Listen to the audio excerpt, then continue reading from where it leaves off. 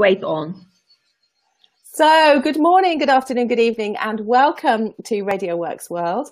My name is Gill Barham, the Miracle Molecule host, and today I'm having a light-hearted conversation this very morning with the amazing Viola Edward. Good morning.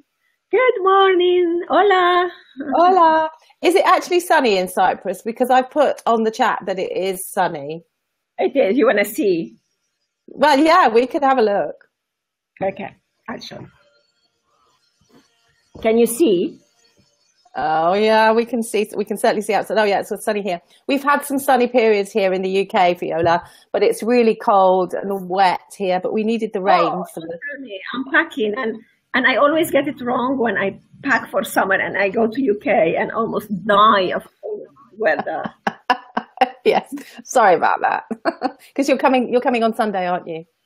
Yes, arriving on Sunday. I'm staying for a week. I'm looking forward to it. You know, yeah, well, I'm hoping to see you. I can't promise, but I am hoping to see you when you come over.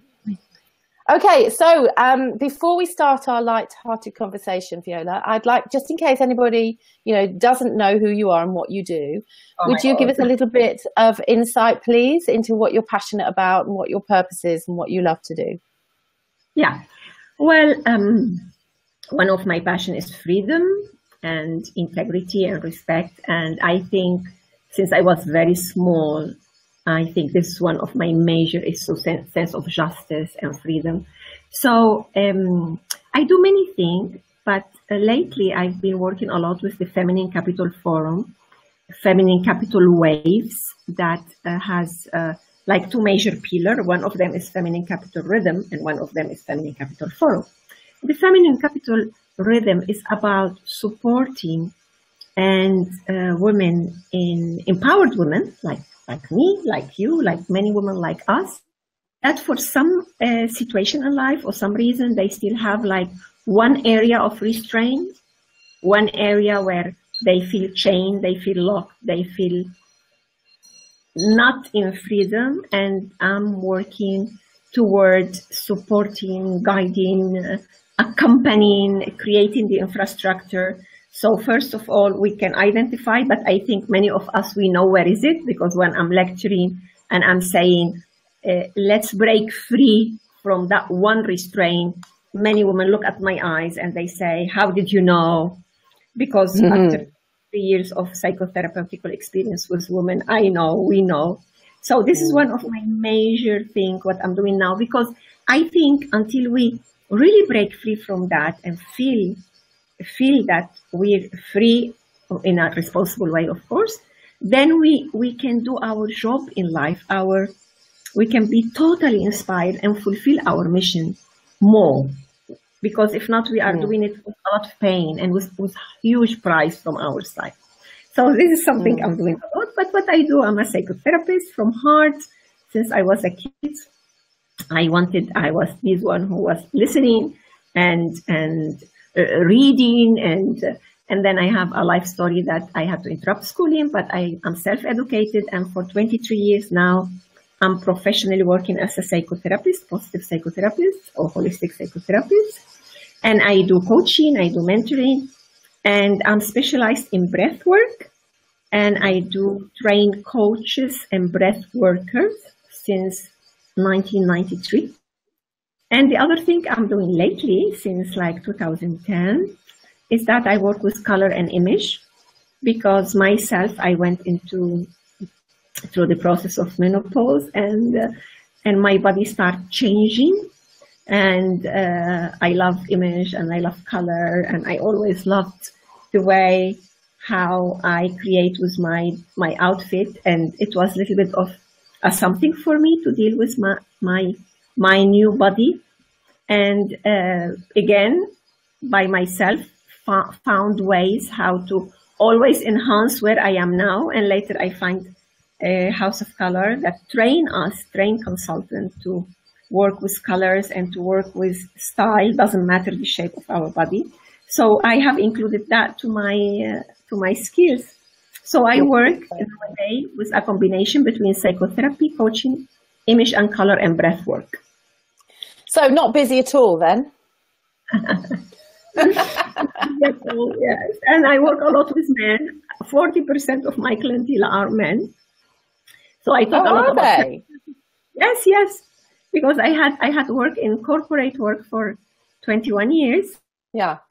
Small businesses, but the last 10 years in corporate. And I think I was so masculine myself. So I have that huge understanding and love for men. So yeah, I do a lot with men, and feminine capital is also for men. Yes. Yes. Well, I have to say, you are one of the most stylish women that I know. So your working colour has obviously paid off, definitely. I had a business many years ago with my lovely friend Jane in colour analysis, and used to do wedding makeovers and things. So something that I'm really, really interested in.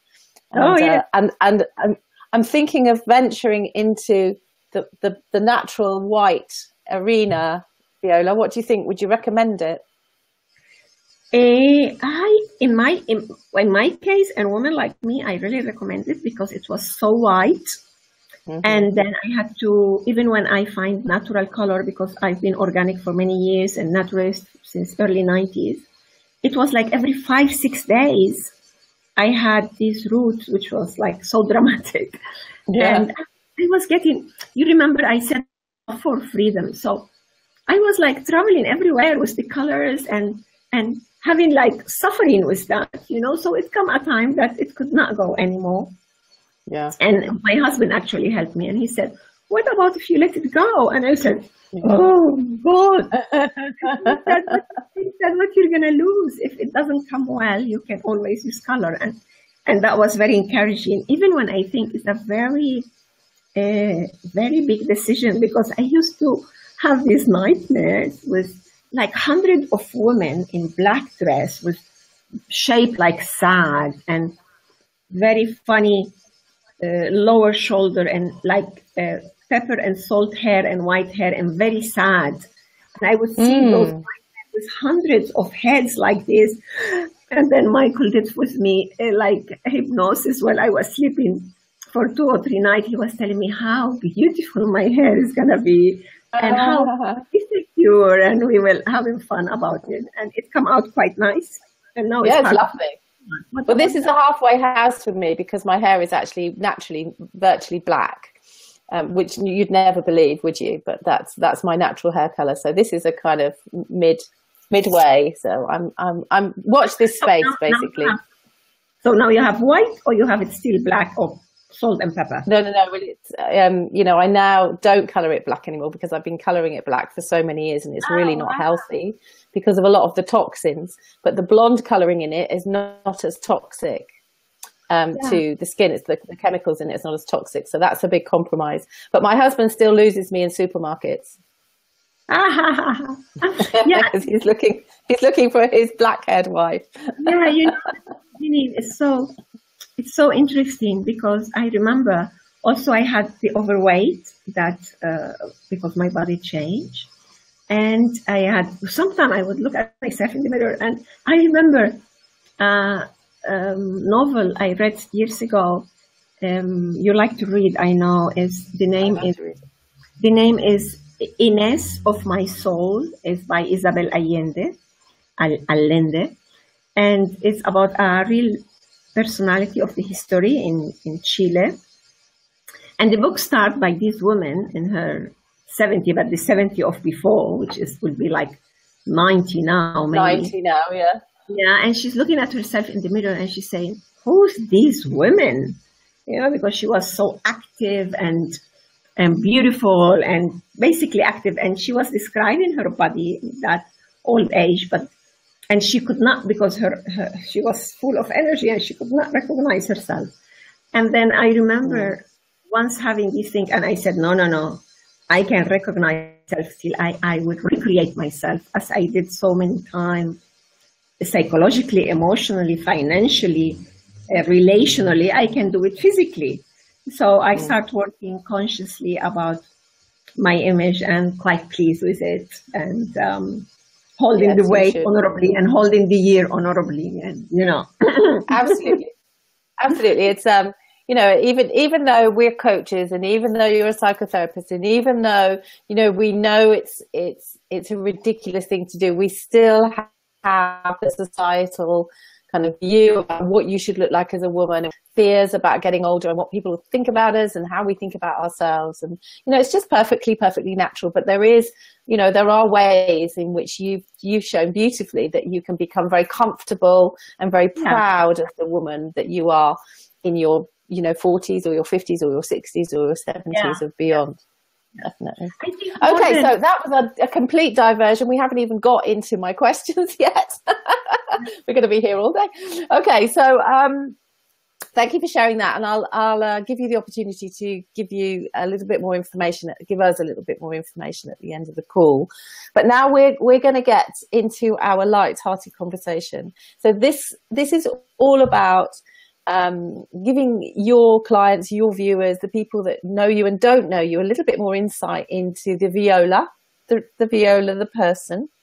And so I've devised some questions that I hope you find interesting, that will bring out a little bit of what you love and what you like and what your kind of life has been like. Okay, so this first one is a scenario where you're in a very nice hotel, Viola, and you're going to get into the lift, and one other person walks into the lift with you. You're going to the top floor to your lovely executive suite. But as you go up in the lift breaks down between two floors. Now, you've got a window, you've got mirrors or windows in this lift, so you're not going to get claustrophobic, just to tell you. But the intercom goes and the gentlemen say, okay, we're really sorry about this, but it's going to take us at least 2 hours to get you out of this lift. But we will come and rescue you. Please do not be concerned. So my question to you is, of all the people in the world, dead or alive, who is that person that you would hope to have got in that lift with you? Who would you like to spend 2 or 3 hours with, completely on your own, to ask all the questions that you've ever wanted to ask? Oh, the first thing comes to my mind is with my sister Layla, that I always feel so blessed and comfortable and so many things to still share and discover. But then if it's somebody that I don't know yet, I would love to be with Jane Goodall. Jane Goodall. That I admire, and it's so interesting because we have very different lives, but I just, since years, I admire her and her job and her love for nature, and I just feel a similar feeling maybe with my sister Layla, like a lot of peace being with her. Every time I see her, it transmits to me peace, and I would like to ask her many questions about her life and the jungle, and because I have done many things in my life, but the jungle is not part of my life. Even when I was a mountain boy, as I say, I would like to be with her. What a lovely idea. She's the lady that works with chimpanzees or gorillas. Is it gorillas? Yes. Oh, really interesting, actually. And now she's in her 80s, and she's so calm, so full of love, and I follow her. Yeah, this will be the person. Cool, lovely. Okay, so now Jane was on her way to lunch, and so were you, and so she's hungry. So I'd like to give you the opportunity to have a lovely meal with Jane. So I'm going to magic you up a nice table and chairs and some beautiful candles and lovely cutlery and crockery. And I'm also going to magic you up your favourite meal that you'd like to share with Jane. What would that be? What would you have to drink, and what would you share as a meal with Jane? Well, I drink very nice, the best water that they have in that place. I'm a water drinker with some slice of lemon, and I would love a very nice vegetable dish, seasoned with some Thai seasoning, spicy but not too much spicy, not too salty, and very colorful. Like, it has a lot of variety of vegetables. Some of them I know, but some of them is like new that I'm saying, oh, that's great, because this is what I do I'm like, oh, I love to eat. And yeah, I would love that. And I would ask Jane if she would like that or anything else, or if she would like a cup of wine. Personally, I stopped wine and drink some years ago, and happy about it, not missing it at all. Sometimes I still get hooked here and there with some very good chocolate sometimes. Yes, well, dark chocolate is very good for you. Buy some Parmesan cheese. Well, I'm not sure if I will add some Parmesan to that meal or not. I think without. So okay, yeah. Okay, brilliant. Okay, thank you very much. All right, so now what I'd like to do is take you back to the 18-year-old Viola. So will you share with us, please, where you were, what you were doing when you were 18? What was life like for you at 18? Oops. Well, a little bit troubled. Working like having 2 jobs, studying at night, sleeping. Were you in Peru? Were you in Peru? I was in Caracas, Venezuela then. I had the feeling that I'm not going to have time. I'm not going to have time to do it all. Struggling, wanting to do everything, and I'm provider for my family, and I sleep 3 hours a night, and I work like 14, and I want to go to all cinema and all theater, and I'm a chain smoker, unfortunately. Many cigarettes in a day, 3-4 pack a day, and wow.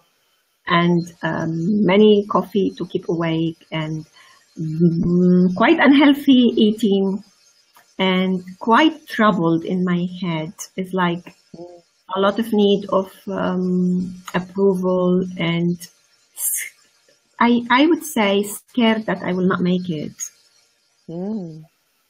I was so not a happy time at all for you, not happy memories at all. Well, I was not happy. I still kind of stand out. It was a period of it was good because I'm self-educated and I had a lot of needs. I had a lot of intellectual needs, so I had to educate myself in music and literature and.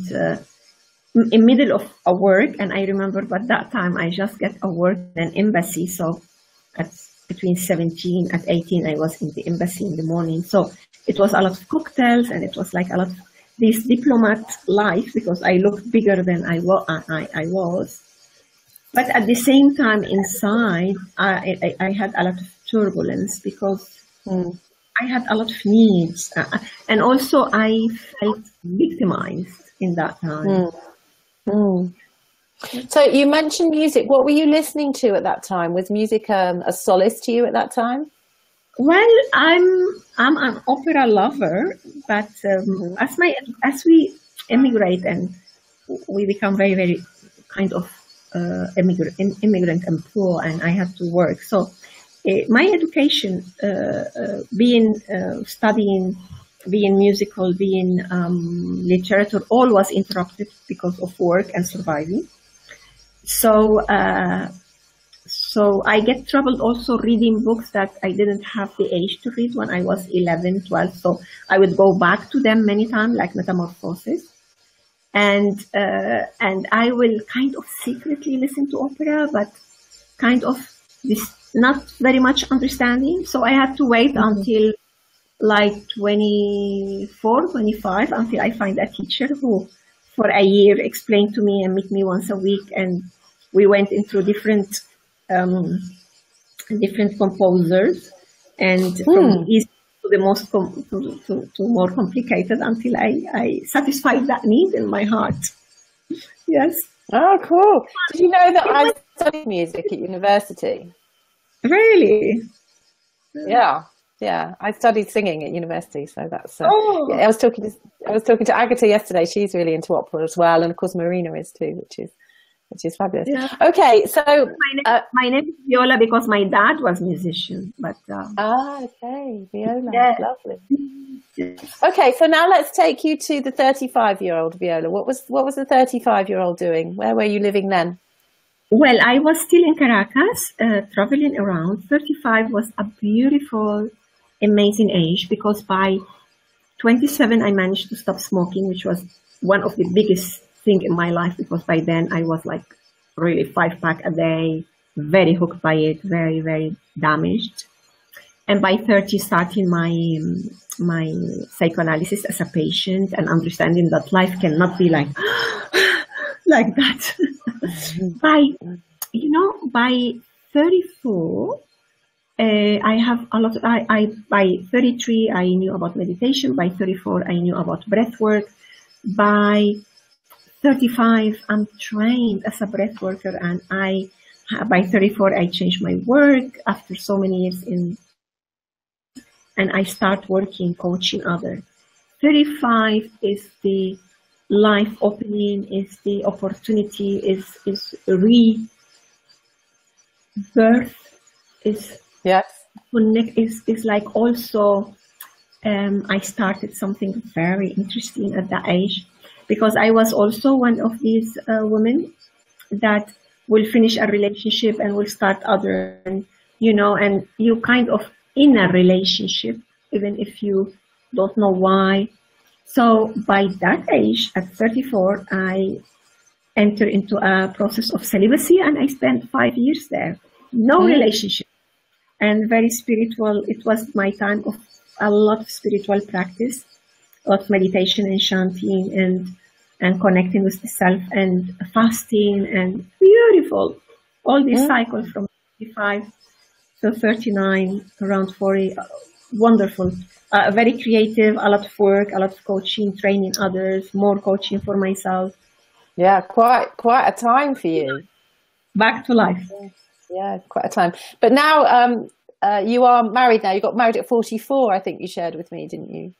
Yeah, I married in 2003. Yeah, I met him at 40. Yeah. Okay, so I've got some quick fire questions for you, Viola. Yeah. So this requires just a kind of one, a quick answer, basically. So I'd like you to choose. Yes. Ready? Yes. Okay, so TV or radio?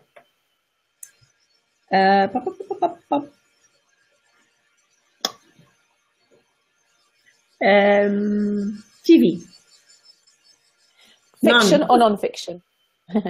Non-fiction. Non-fiction. Are you the oldest, middle, or youngest child? I'm the Oldest child. And at school, were you a goody two-shoes, can't say it this morning, were you a goody two-shoes, the class clown, were you a bit of a handful, or were you always under the radar? Very goody, very quiet, the best student. Until you emigrated, okay. And what would you say is your best habit, Viola? Say it again. Bad habit? What would you say your best habit? Best one. My best one is connecting with people. Is the way how I connect with people. Yes, I agree. And what's your worst habit then? Very lazy for physical exercise. Okay. And I know that you do meditate, but what else do you do to relax? I do breath work.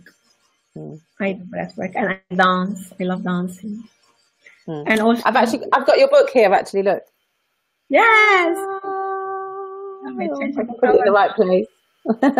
This is called "Breathing the Rhythm of Success" by Viola Edward. I highly recommend it. Okay, and do you have any nicknames? No. When I was small, they used to call me Vivi, but then we reveal and I will not answer until they start calling me Viola again. Okay. And my student called me Eagle Eye. Evil Eye. Oh, okay. Eagle. Oh, Eagle Eye. I was going to say, what's Evil Eye about? Eagle Eye. Oh, it's because you've got an eagle eye. Yeah, on the spot. Okay. Like on this. Okay, and we're going to go back to the singing thing. So, I'm, as you know, so if I'm up on stage and I pull you up on stage with me, what would you choose as your karaoke song? Woo! It doesn't come to me as my karaoke. If you're in stage to dance, I would choose some song like related to Latin music. Okay. There is one of Carlos Vives that it talk about "Es mi tierra," about my land, and it's like it's honor the land and the rain, and I love that song. Okay, perfect. All right, so this is another scenario for you now. So on this occasion, I am going to imagine that I'm going to send you away on holiday for a whole month. And have a lovely time because I'm going to organise all the flights and I'm going to organise all the hotels and everything for you. So you've basically got no stress whatsoever. Okay, can you imagine that? I'd like to know who you would choose to take you with you that you could spend a whole month with without having a crossword. My sister Layla. Your sister Layla. Yeah, so you didn't get to take her in the lift, but you are going to take her on holiday. Brilliant. My little sister, when she's grown up in this beautiful, calm, wise woman. We now know she's younger than you. How much younger is she than you? Almost 4 years, but when we were kids, we were too big, too small. But now we are like even we look alike more, and she's wonderful. Oh, do you? She's not in Cyprus, though. Now she's in Cyprus. You can interview her. Okay. And she lives in Venezuela, and now for she's been with me almost 2 months. Yes, she's with us now here. Is she? Cool. Okay, so we're creating a book of all of these conversations that I'd like to invite you to be part of. I'll send you some information of that, which is going around the world in 80 days with Radio Works World. And we're also putting together, or I'm putting together, a playlist. So every one of my guests gets to choose one song that goes onto the playlist. And that song I'd like you to think about as the song that you would choose that would make you feel light-hearted. Yes. I'm trying. It's so tricky because of all these culture and languages. There is a song that Celine Dion sings also, but I think it's not hers. Okay, let's use also another song. I really like it. It's Imagine, John Lennon. Imagine, a word. John Lennon. Yeah. Yes. Imagine. Okay, that's all right. You can have that on our playlist. Yeah. We'll have that. Okay. Now, I know, as you know, Action is looking at and helping women particularly. I do help men too, to look after their health and their well-being and their vitality, and particularly their heart. And you have a copy of my book. I know that you do. Yeah. And so with the kind of view of looking at the title of the book, which is The Heart of a Woman, How to Look After the Heart You Give to the World. I wonder if you'd share with us a little bit, I think we've got a bit of an insight, but a little bit more about how you, Viola, look after your heart. So not only the one that is the physical heart, so what do you do physically to look after the heart that's going to keep you, healthy and fit, but also how do you look after the emotional heart, the heart that you have to give to the world? Yeah. Well, I make my life like I'm a good observer of myself. I'm my best client, and I like to go to sleep at night by like a reflection of what happened during the day. And if I feel like I had something with you that I answer you wrongly, or I didn't answer you on time, or whatever, I'm this person who will wake up and send you a note and apologize and whatever. I would like to be. I like my heart to be supported, well with presence, with love. Therefore, also I'm very, very careful. I have this policy in life that I love everybody until they show me the contrary, and sometimes they have to show it to me more than once. But through my years, through aging and things, I had developed more and more setting boundaries on time. So this is one of the way how I look after my heart. I don't allow people to break my integrity or touch my freedom that cost me so much to achieve. So in that age and stage one, I mean, one of the way how I take care of my heart is being with loving people. I have a big group of friends, and I develop friendship bigger and bigger.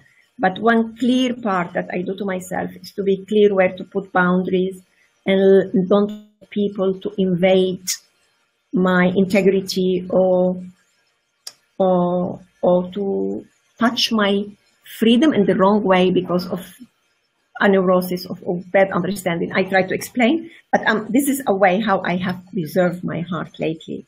Even when that situation will break my heart because I will lose that friend, or I will lose a situation or a work contract or whatever, but I can see that my heart and me, we are so much better doing that. And this is something I work with, and I would like to share with others, because I think there's a lot of pain in the world, because we carry a lot of in us with people who break our heart, who attack our integrity, and we keep them in our lives. And then later we go and do the same to others, because that pain is, so I'm very aware of that. So this is one of the way I do. And it is a big learning curve, is that, if you have any sense of, or lack of a sense of self, or a lack of worthiness, because majority of problems in the world are due to three things, aren't they? And one of those is, I'm not worthy. So if it does question you, or it's a kind of bullying, really. You've got to be quite a strong person to say, actually, do you know what? Even though I'm going to, hate, saying I don't want you in my life, it is a really difficult decision to make sometimes, isn't it? It's a very difficult decision. But, sometimes we're working with, sometimes it's in the last stage when you're going to have a contract who's going to maybe change your life, or it include money, or include a trip, or include a dream, or include that you're going to make finally the music CD that you've been attacked, or you've been diminished, or for me, it's very important. The other thing is important is that many times these kind of people who do that, they give you some signs, and maybe sometimes we didn't see those signs.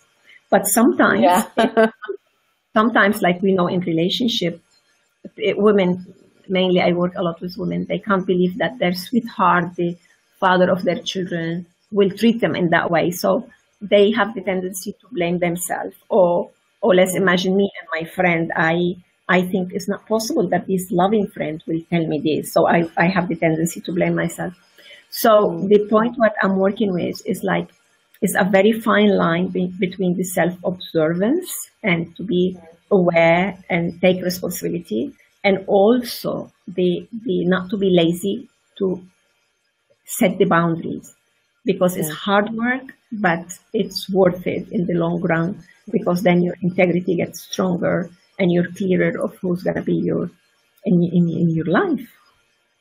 And it would be lovely to be able to share that to younger women. I think, the great thing about as we get older, we get more sure of ourselves, very often, and much more, as you say, protective, and much more kind of, intolerance is the wrong word, but just being much more sure and saying, no, actually, that, as you say, that's not acceptable. And I know who I am, and I know I'm working congruently, and I know that, that doesn't fit my values. And if we could share that with younger women, if looking back in hindsight, if I'd known that in my 20s and 30s, or even in my teens, life would have been a lot easier. But that's the way life is, isn't it? I do work a lot with younger women, and we have a plan to include them. because there is studies that 1 of every 3 girls is mistreated by her boyfriend who love her, because he grew up maybe in a house where there is violence, and this is the way how he showed his frustration to his beloved sweetheart. And when she comes, she said, but I know he loves me. And you know, many times these people who hurt you love you, but we need to understand that love doesn't come with blame and with hurting and with violence and with shouting. And I think if we manage to heal this in the world, we will manage the war, because I think at the end, war are created with many wounded people that they couldn't manage, and they go for more, you know. So I do have a strong point there. And listen, I don't mean that we should stay in the relationship. I can tell you, Jill, you know, I really don't want to do more programs with you. I don't want to work with you, but I need to manage my inner violence in the way how I tell you that. But so relation can finish, of course, but can finish kinda and not making so much destruction around it. So I'm working a lot with that around the world and with younger people. And also I have a group of men who also working what is nonviolent communication and how we can do that. And as you know, a lot of women nowadays, we are so much in our masculine, and we go into the world with that way. So this is another huge field for us to work with, because the intention is, the way is still violence, but the intention is good, but the way is still very harsh, very in the darkness of the masculine, because the masculine imbalance is beautiful, of course.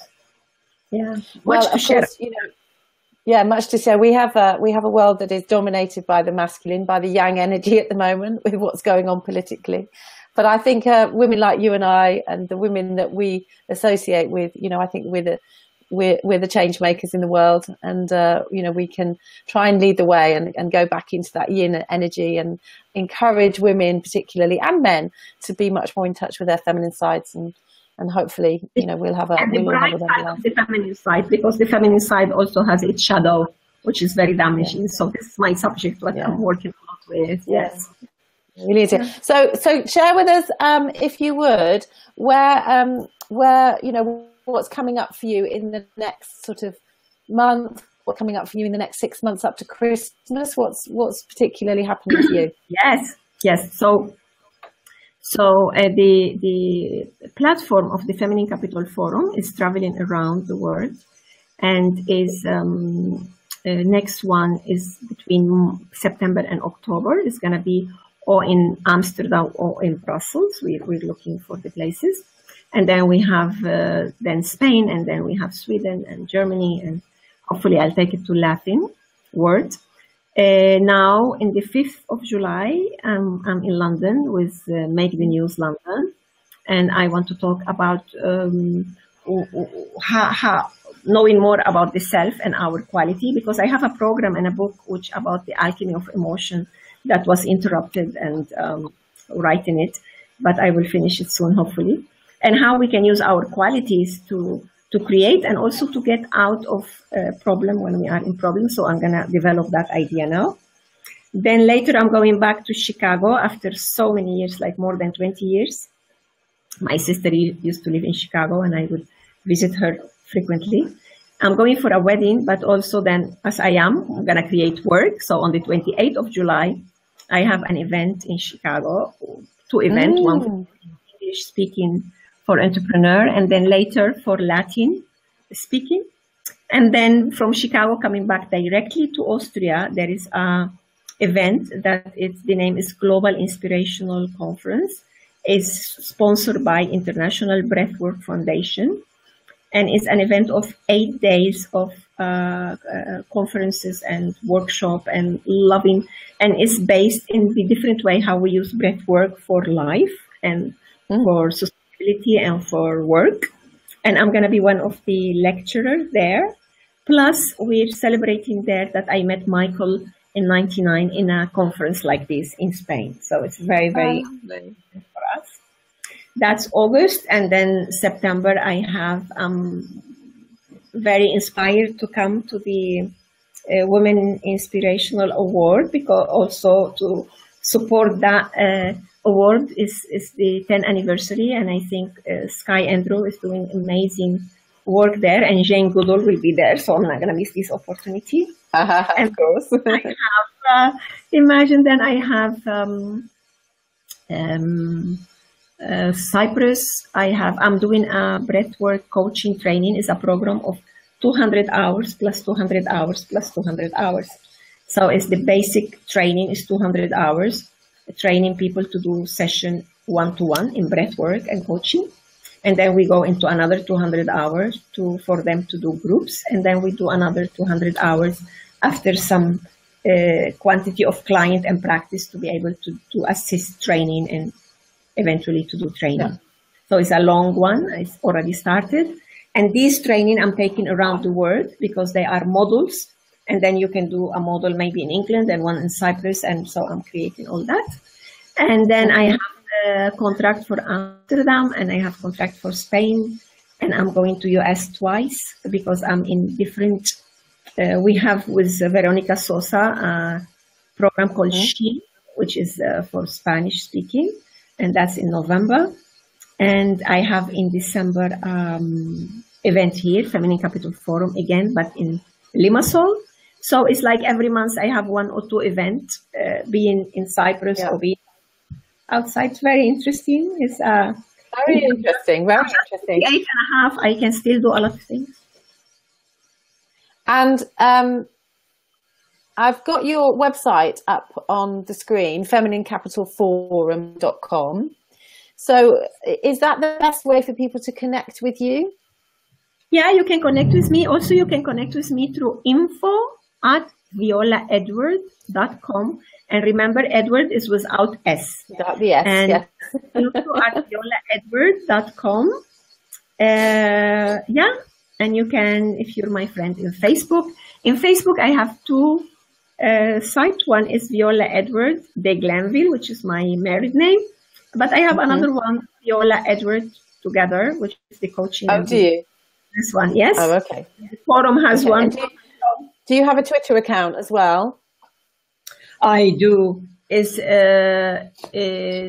Viola Edward. I think it's Viola Edward VG. VG. I'm going to owe you that. I forget about that. Yeah. Okay. All right. Well, thank you very much. I've really enjoyed getting to know you more, and I've really enjoyed our light-hearted conversation. I hope you do. Yes, I like you very much. And we and then have your book and you have mine. And I know life will give us many opportunities to meet again and to share more. And I really, really admire your energy and your beauty. And it's like this beautiful energy and how you're supporting yourself and others through what you believe in. This is what we're doing, kindly and gently. Yes. Thank you very much for your invitation. Thank you. And have a fantastic day in Cyprus. Send us some sunshine because we could really do with some of that. Yes, particularly for Sunday. I'm going to a wedding on Sunday, so we need the sun to shine on Sunday. So do I need to bring jacket too?